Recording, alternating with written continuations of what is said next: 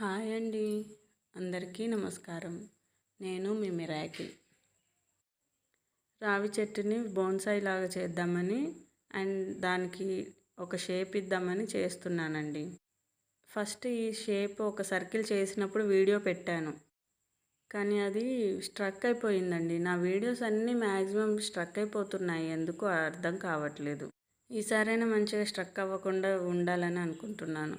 ఈ వైర్తో కట్టినవి, థ్రెడ్తో కట్టినవన్నీ తీసేసి దాన్ని మళ్ళీ కొంచెం చిన్న సర్కిల్లా ఉంది, పెద్ద సర్కిల్ లాగా చేద్దాము. మొత్తం ఇన్ఫినిటీ లాగా అవుతుంది మనకి.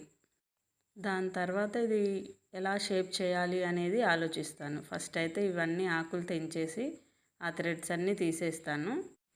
ఈ ఆకులు తెంపేసినవి కూడా దానికి కంపోస్ట్ లాగా దాంట్లోనే పెట్టేస్తాను. అవి ఎండిపోయి కుళ్ళిపోతాయి దాంట్లోనే. దానికి కట్టిన వైర్లన్నీ తీసేసి కొంచెం షేప్ మంచిగా పెట్టేసి కడుతున్నాను.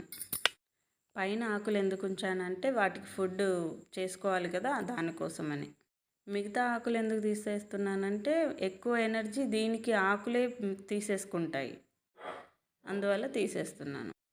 మొత్తం ఫిక్స్ చేశాను. ఇన్ఫినిటీ షేప్ బాగా కనిపిస్తుంది కదా. ఓకే అండి, నెక్స్ట్ వీడియోలో కలుద్దాం. Bye bye.